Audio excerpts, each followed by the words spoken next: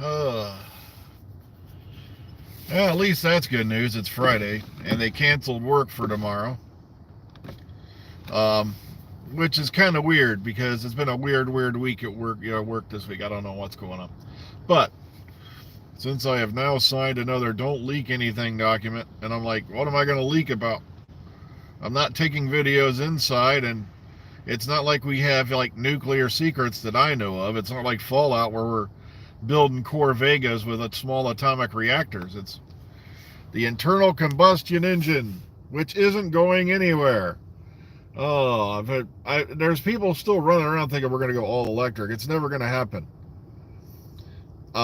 They will put it off as long as they possibly can because you've got too many people out there in the world who are driving around and riding around in limousines that if petroleum, if the internal combustion engine and petroleum-based technologies were to disappear, they'd be driving a Subaru or a Toyota the following day. And that's why a lot of people don't realize it's like there's a lot of people out there with lots and lots of zeros behind their name who want shit to stay the way it is. And they all could call you a conspiracy theorist when you think of these things. It's like, really? Let me ask you a question. This is something I seriously thought about. If someone were to walk up to you tomorrow and let's say, I want you to perform some amoral act, and I'll give you, let's start at the really bottom, let's say $10,000 to do it. $10,000. Tax free. Let's say I give you $50,000 and no one will know about it. $100K. Or even better yet, let's just go up a little bit more, $1 million, which doesn't sound like a whole lot anymore. But that's because our economy's gone to shit. But okay, sorry to sound a little dreary on you, but that's just the way I think. People think it's like, folks, when you have enough numbers and zeros behind your name, you can get away with a lot. Trust me on this. You throw some of them numbers around, and it's like. But meanwhile, let's get back to the good stuff. Yeah, sadly, I found out Sally Kellerman passed away. And a lot of people's like, someone asked me this morning, who's Sally Kellerman? I'm like, she was 84 years old. She was an actress. Like I said, she played Major Houlihan in the original MASH movie. Okay, way back in the day. Also, she was in many other movies. Plus, a lot of people remember her from Where No One Has Gone Before, or No Man Has Gone Before, which one of the very early episodes of Star Trek. If I remember, I think it was the second pilot. And like I said, it's just weird, when you see people you've always, I hadn't seen her or anything in a while, but still, it's sad. But 84 years old, I hope I make it that far myself. It's a crazy world we live in. You got people waking up out of bed and deciding they're going to go invade a country next door. Oh, it's just sad to me. It's like, and there's people running around throwing up the Dr. Zygon speech about this. Like, you think that guy cares what someone said on a sci-fi show? Now, but at the same time, somebody and I were having a debate, and then I used one of the speeches from Star Trek Next Generation. When the first link in the chain is forged, when the first word censored, the first thought, what you call it, then it all binds us all, eventually, someone along that line. And someone goes, that's just lines out of a sci-fi show. I go, yeah, but they're good words. And that's where ideas began. Oops, I took that from Star Trek 2. But, see what I mean? It's like, it was a very, even though it was a quote out of a science fiction show, it's a very, profound one. Oh, but, yeah, it was a little bit icy on the way in again this morning. I was like, I wonder what happened to the morning crowd. We'd at least have a dozen people in here by now. Doesn't nobody get up in the morning anymore? Come on, you folks over there in the UK have got to be up by now. It's 5 hours ahead of me. Did the beans on toast knock you out before high tea or whatever? But, Let's see. Oh, beautiful, beautiful morning. Because it's not really snowing, it's just cold. And of course, I got the snow trucks out. Ah, there's somebody. There we go from the UK. But sadly, right now, yeah, as I've stated before, there's just not a lot to talk about regarding Doctor Who because everything's being kept locked behind closed doors. Plus, it's not even the same set of doors.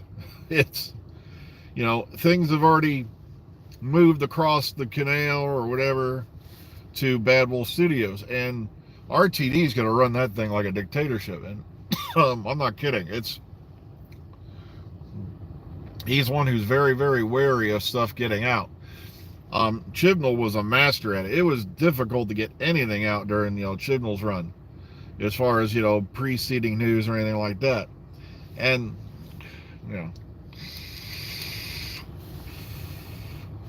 I know a lot of people are psyched up because you're having that one con over there in the UK. Jodie Whittaker's going to be there, along with Mandip Gill and some others. And like I said, I wish I could meet Jodie. I really wish I could, but hell, I haven't even met Capaldi yet. I've met Doctor 6 and 7, I believe.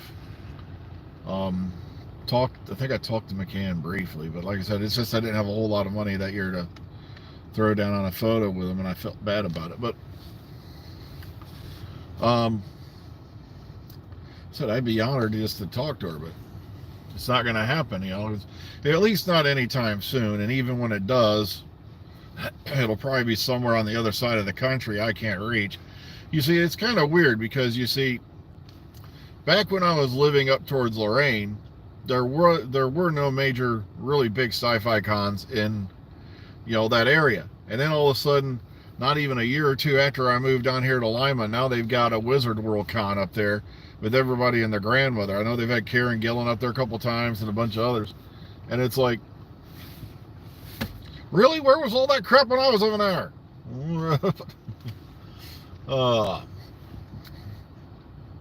So how is your morning, folks? How are you doing out there? I want you to wake up today and, like I said, think and feel for those poor people over there in the Ukraine. What the hell brought this on? That's what keeps sinking my mind. What was the point? It's like, what was the entire thought that said, okay, guys, we're going to get up and go take that country back that left us how many years ago? Because of what? And then some of the things that are getting out in the media, it's like, you almost don't want to believe some of the things you're hearing. Well, but the sad part is a lot of them are probably true, even though it is our media. But like I said, do your own thinking out there, okay? Morning. How you doing out there this morning? Somebody just popped on and said hi. I don't know what to make of it. Like I said, just don't have a whole lot to talk about until we get some news. Because, we're entering that con season. Like I said, now they're saying it's going to be May again for filming. At least that's another one of the things out there. But the problem is also there's a bogus channel out there going around under the name BBC something. And you got to watch out for those too. Especially on Twitter. There's been an outbreak of those where they're stealing the official logo images. So before you respond or reply to a message on Twitter, and it says something official, Doctor Who or BBC, click on that channel first before you reply or believe anything they say. Because chances are, there's a very good chance you're going to find a channel. Like, there was one saying like BBC World Press or something like that the other day, and when you click on it, it was a channel with like 25 followers, and it even says on the description, this is a joke channel. Yet they're running around spouting official Doctor Who news. It's kind of sad too, because it's like it was stuff we already knew, so it's like it wasn't a big deal. Like there wasn't a total hoax, but unfortunately we got our share of those too, hoaxster channels. I had somebody the other day, and I don't know if they were trying to hoax me or if they actually genuinely believe this. I hope you're sitting down, because this one I don't believe at all. Okay, I'm just sharing this with you for the sake of comedy value. But I don't know if they were being serious. I don't know if they were joking. But they said that Julia Roberts is in line to be the next Doctor. I didn't mince for nothing. Julia Roberts. And that Tennant has been cast as the companion as a bait and switch for a series of specials. And I'm like, wait a minute. Are you trying to tell me Julia Roberts is an Eric Roberts' sister, Julia Roberts, who hasn't had to work in how many years? Is pretty much semi-retired, if not fully retired. I can't think of anything I've seen Julia Roberts in recently. It's like, honestly, come on, you're talking about major megastar here. We're talking. I'm like, are you talking Steel of Magnolias, Julia Roberts? Sleeping with the Enemy, Julia Roberts. Are that who we're talking about? I'm like, no, I don't. Like I said, I don't put any stock in it. I really don't. Because why would RTD go Hollywood? As much as she still does her acting chops, she's still got good looks. She is a bit older than Jodie Whittaker now, but it's like, we're talking Pretty Woman Julia Roberts, okay? I don't think so. Because here's a lady that's basically a multimillionaire by this point. You think she's honestly going to pack up the mansion for like a few months and go to Cardiff to film a TV show? And we're talking, you imagine how much they would have to pay her to show up? Just to show up at the studio? Let alone film a TV schedule? Oh man. Why don't you just say, like, Holly Hunter, who else was it? Really big there for a while. Laura Dern or something like that. Yeah, just throw a really big. I know a lot of people have Tilda Swinton on their wish list. And wish lists are fun, but you got to be realistic. Tilda Swinton is making more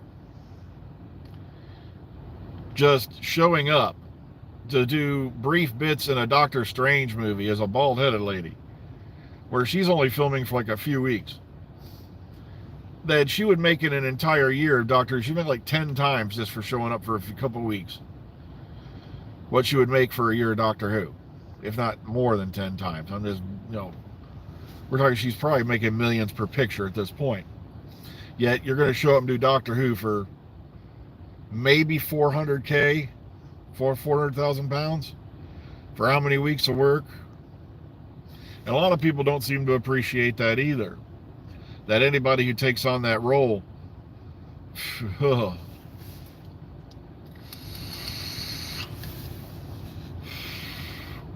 there's more. Oh, okay, Natalie Portman, yeah, or Gillian Anderson.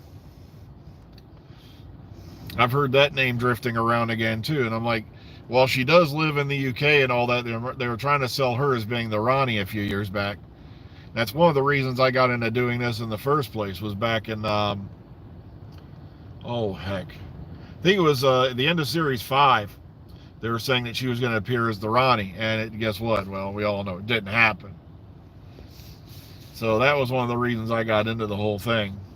And I think I started this in 2011, October. My numbers have jumped up and down more than a kid on a pogo stick on meth. And it's like, well, maybe, yeah, it is in meth. Okay. It just, sure, I had plenty of opportunities over the years. So, I've had at least a dozen in the last 11 years. People, those little companies pop up and go, we want to share your part. We want to do a partnership with you. And I'm like, no. Because then you'll want me to do so many videos a week. You'll want me to do so many things. You'll want me to do all this for you. And meanwhile, you're taking my money. I have to pay you to do this. And it's like, and then I looked up a few of these companies online, other people who'd partner with them on YouTube. Yeah, there's a lot of people who are successful on YouTube. I'm like, but there's a lot of them who said, no, this is a bad idea.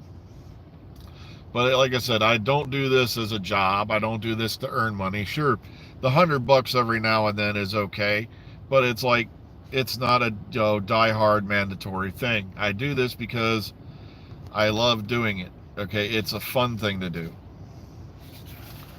Well, folks, I got to run because I literally got about 2 minutes for me to do my usual walking in the door routine. So please take care of yourselves out there. Think of the people in the Ukraine today.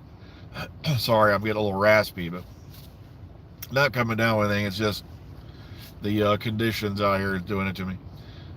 Yeah, think of the people out there in the Ukraine today. Be kind, be careful, take care of one another, and we'll see you all in the future, hopefully. Have a good one, everybody.